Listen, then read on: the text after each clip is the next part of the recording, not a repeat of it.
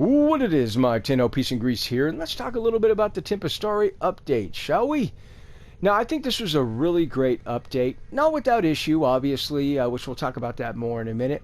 I want to talk about the good qualities first, and before that, I want to say the fact that DE actually created this update from home is impressive, to say the least. But let's talk about the good qualities, starting with this guy right here, Sabogoth.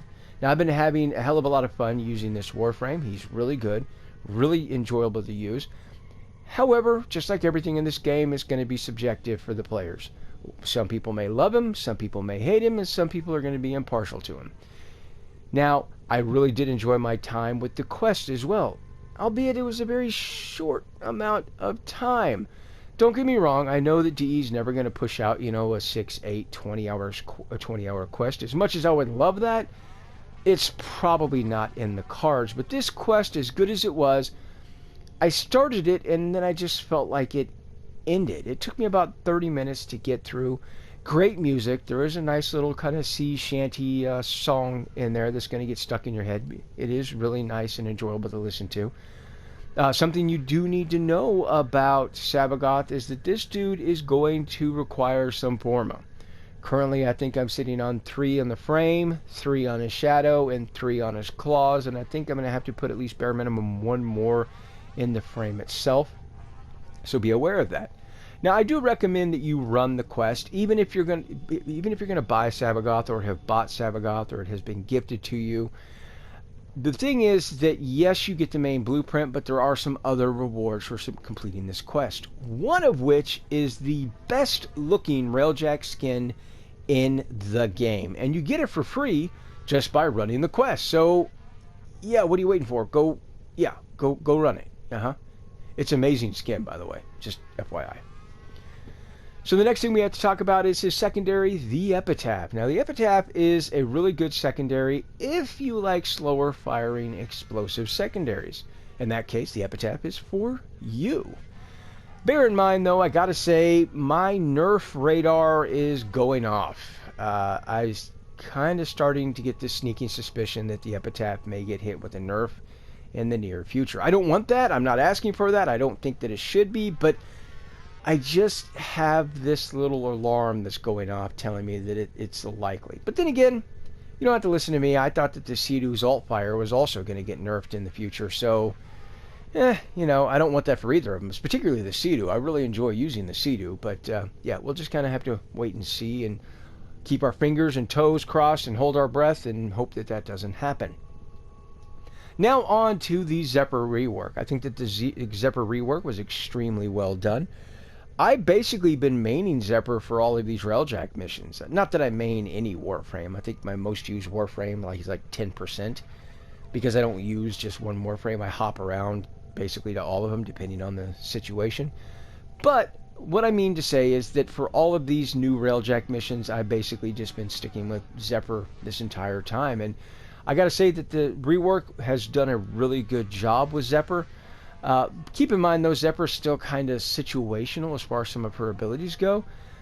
There's still a lot of maps in this game that have very small rooms, very narrow corridors, very short hallways, so some of her utility is kind of lost in those situations. I mean, obviously she excels in open worlds and big, large areas, but again, I haven't had any problems in Railjack. I've been enjoying my time with her there. Now, with this update, it was mainly focused on Railjack, so of course, we got to talk about Railjack. So, let's do that. Now, I will say that the Railjack system has been changed from an avionics system to a mod system, and that's something that we're more accustomed to. And I think that overall, this was a good change. Not to mention it's cohesive for the game. Everything in this game uses mods, and so it was kind of oddball for the Railjack to use avionics. Not that I had a problem with the avionics system, but I think, again, it makes more sense to have mods for our Railjack. With that being said, there is an unfortunate occurrence here, and that is with mods comes forma and more leveling. Now, don't get me wrong.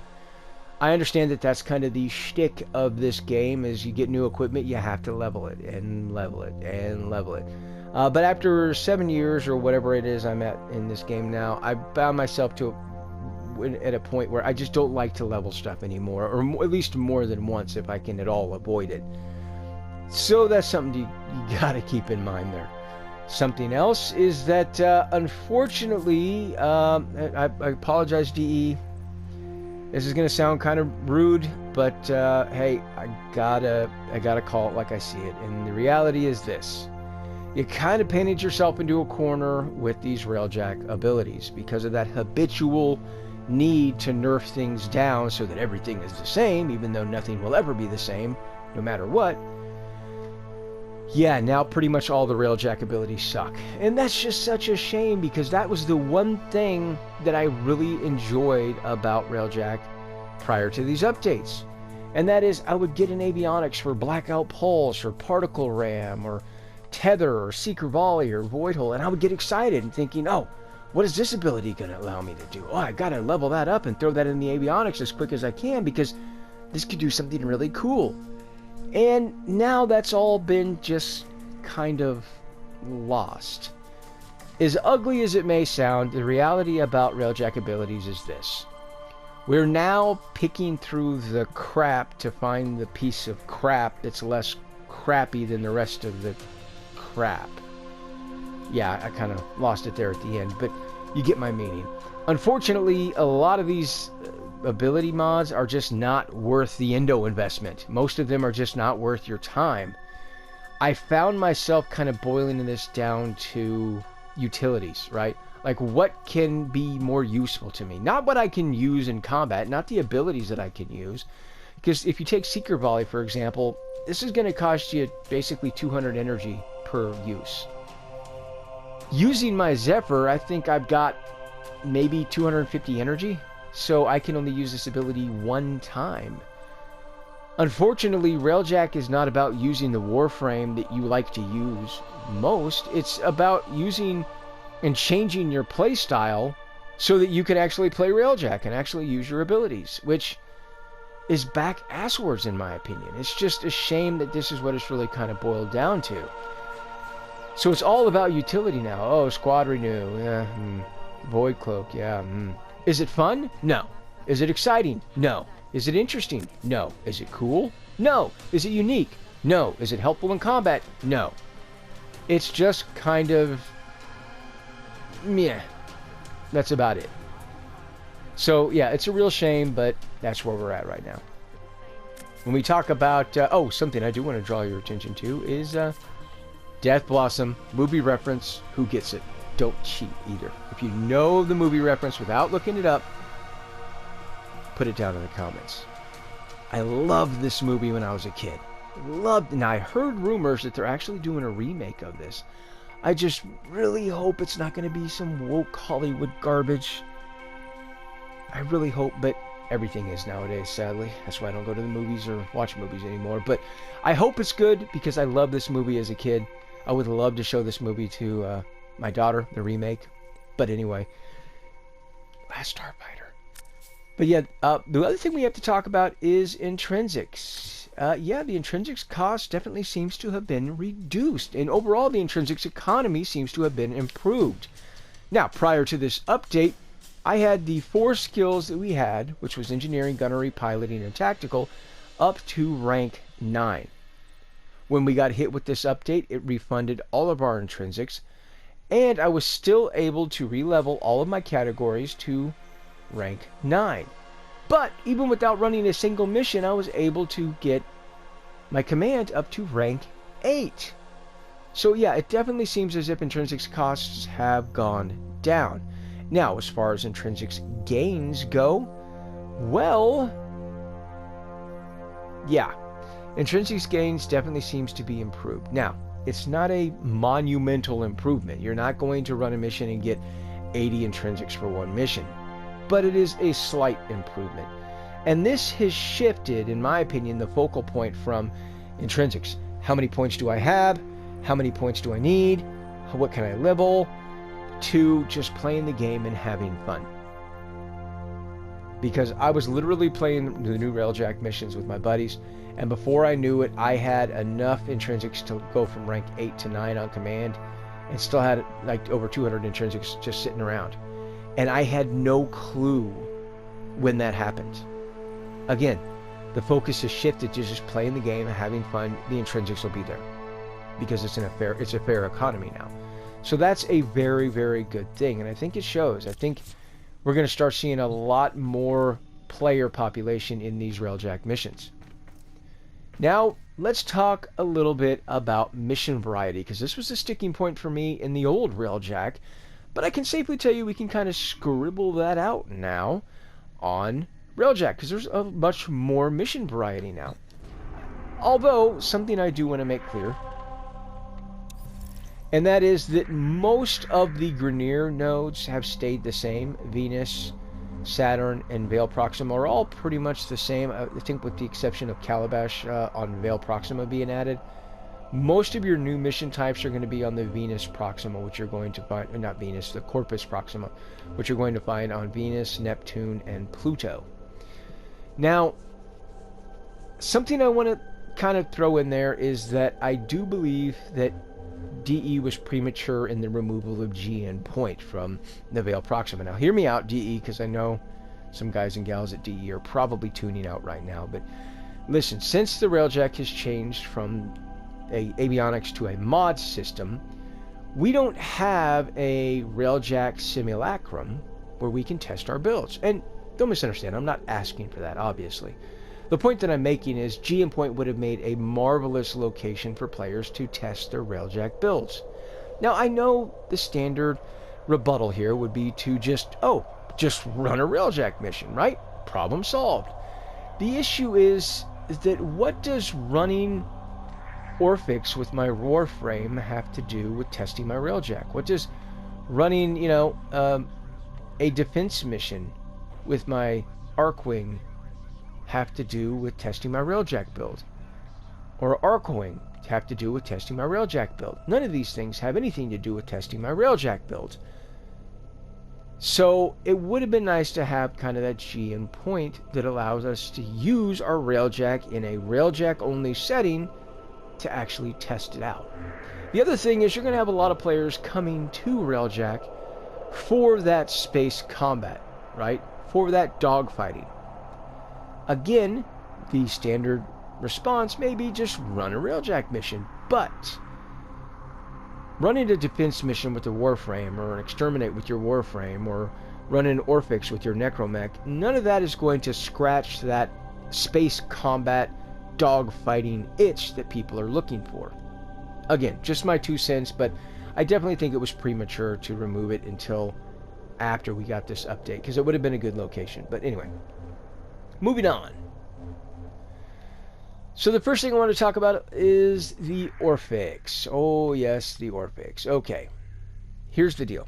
The event, Operation Orphix Venom, was very well received and had a lot of positive feedback, and a lot of people have positive opinions of it. I don't think anybody at DE said, well, Operation Orphix Venom was very well received, had positive opinions, so let's just totally destroy that event and turn it into a mission node that people just detest, that they just loathe, right? Yeah, I don't think that they did that. But unfortunately, that's where Orphix is right now. I don't think this was done intentionally. It was just simply overlooked, in my opinion.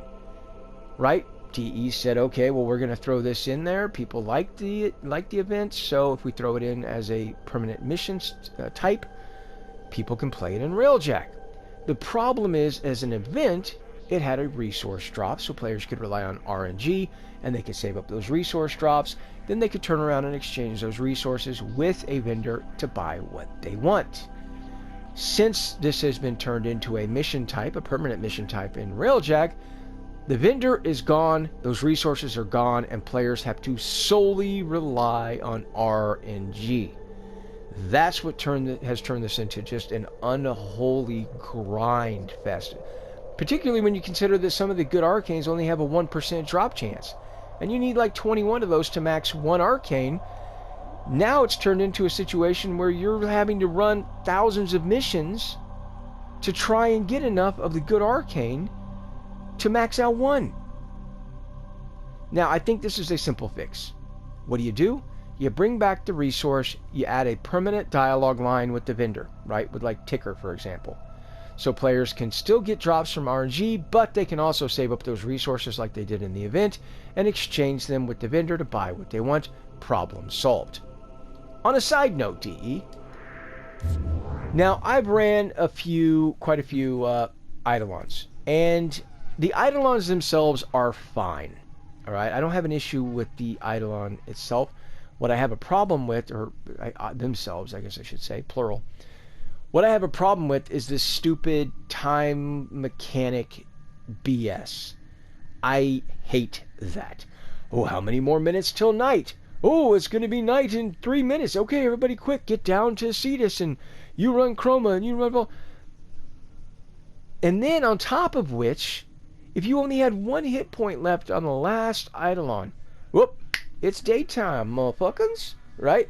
Oh, now you get to start completely over again from the very first Eidolon. I hate that time clock mechanic BS. That's what irritates me.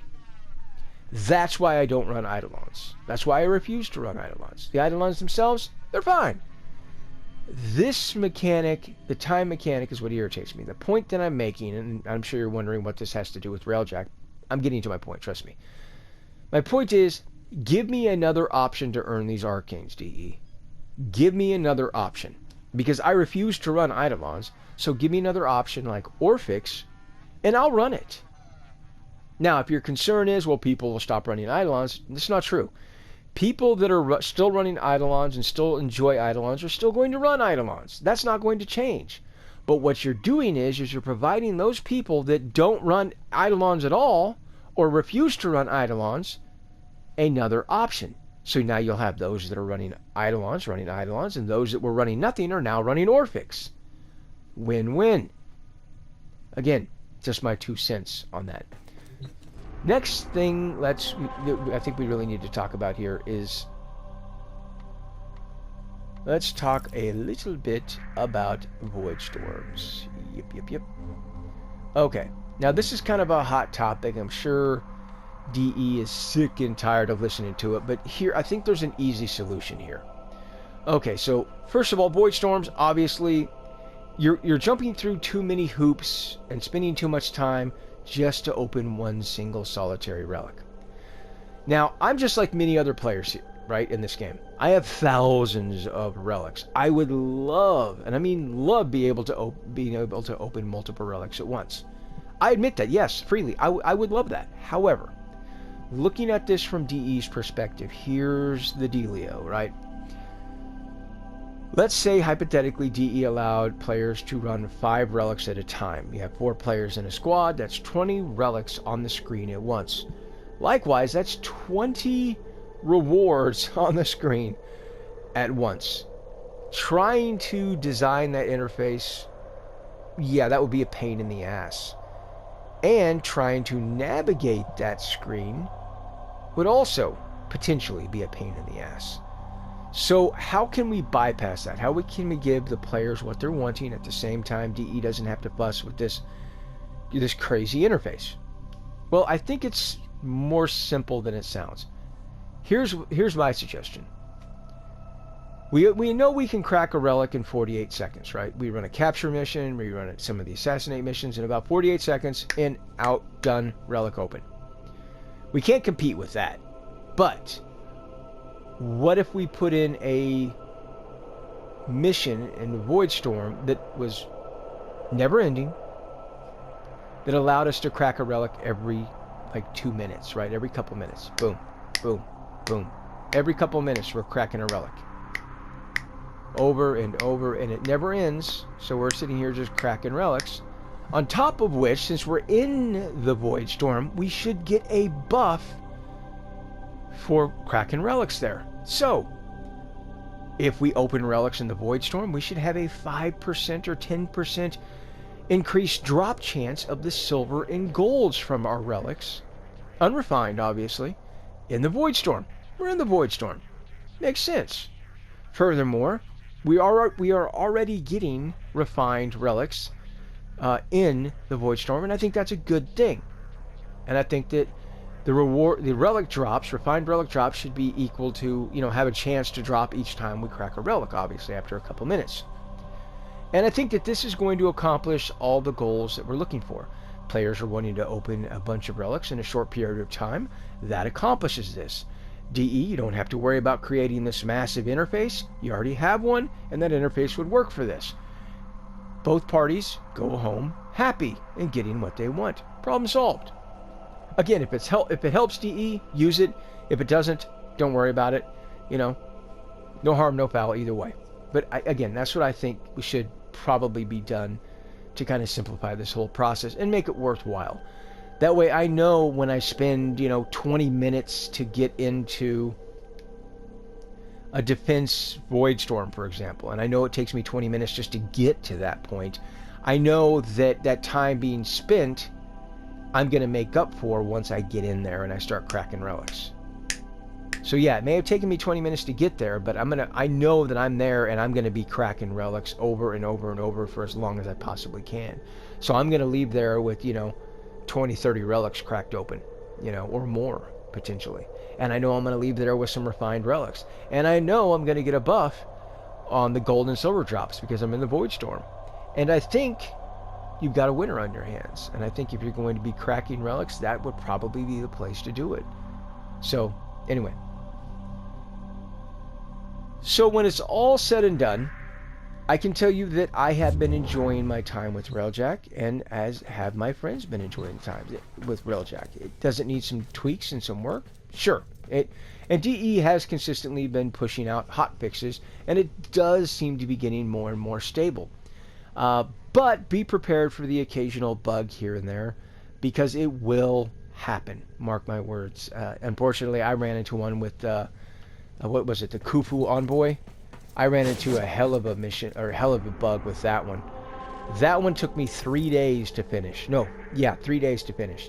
I ran this one with my buddies one evening, and it bugged out because it wanted me to destroy cruise ships, but then all the cruise ships disappeared, and since I couldn't destroy cruise ships because there were no cruise ships, the game wouldn't let me advance the mission any further. And after being there for like 45 minutes, my buddies and I, we lost all of our resources, all of our Mark III wreckage that we had. We lost it all.